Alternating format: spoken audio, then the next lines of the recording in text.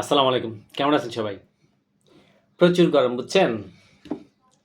এই প্রচুর গরমে আজকে পান্তা ভাত খাবো। গ্রামে আ অনেক অনেক সময় পান্তা ভাত খাওয়া হয় গ্রামে বেশিরভাগ সময়। কারণ পান্তা ভাত খাওয়ার একটা মজা আলাদা। এই পান্তা ভাতটা শুধু যে পান্তা ভাত এরকম না। এই পান্তা ভাতের মধ্যে প্রোবায়োটিক থাকে। এটা মোটামুটি যদি পান্তা ভাতটা এটাকে কি বলে? একদম নষ্ট না হয়। সেই নষ্ট না হলে পান্তা ভাতটার মধ্যে প্রোবায়োটিক থাকে। আপনি পান্তা ভাত খাবেন, ভালো পান্তা ভাত যেটা, নষ্ট না, গন্ধ আসে এরকম না। পানি দেওয়া ভাত খাবেন, তাহলে দেখবেন যে আপনার আ যাদের মধ্যে ইমিউন সিস্টেম দুর্বল, পান্তা ভাতে প্রোবায়োটিক থাকে। এই প্রোবায়োটিকটা তার ইমিউন সিস্টেমকে বিল্ড আপ করবে। বিশেষ করে এখন যদি একটু আলু ভর্তা হতো, জোস হয়ে যেত। বিসমিল্লাহ।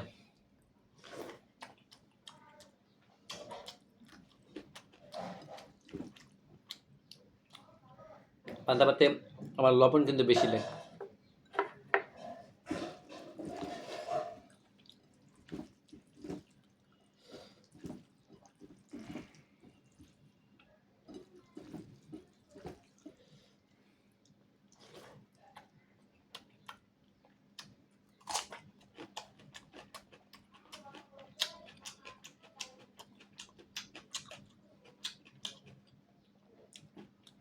কাঁচা মরিচ, কাঁচা পেঁয়াজ দিয়ে পান্তা ভাতটা অসম লাগতেছে।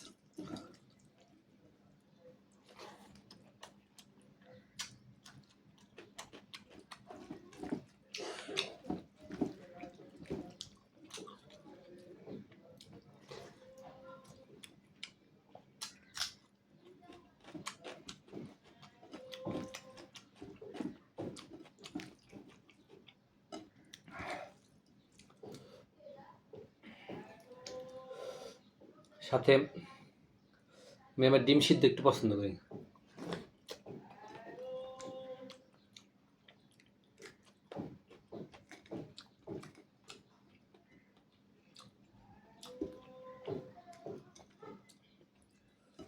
কাঁচামরিচ ডলা আর পান্তা ভাত আসলে আমাদের গ্রাম বাংলার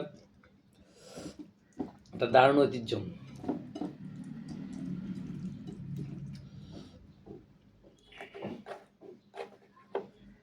শহরের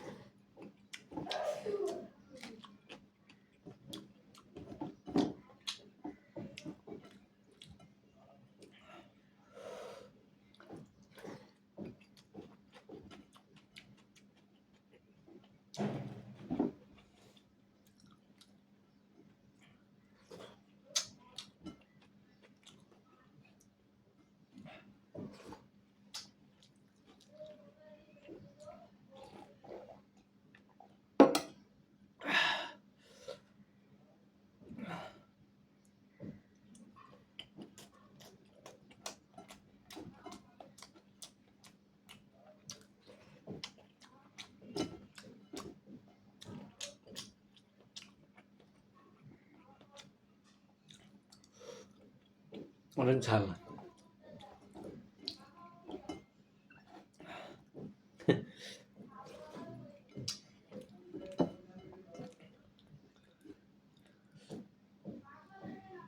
খাওয়ান শেষ হয়ে গেছে, কপাল ভালো আমার মামা আসছে।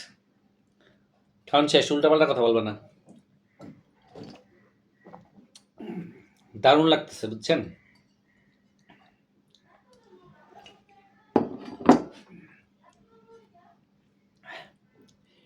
হয়তো অনেকে বাজে কমেন্ট করতে পারেন, কিন্তু আসলেই পান্তা ভাতটা কাঁচামরিচ অথবা শুকনো মরিচ, পেঁয়াজ, কাঁচা পেঁয়াজ দিয়ে পান্তা ভাত খাওয়াটা অসম।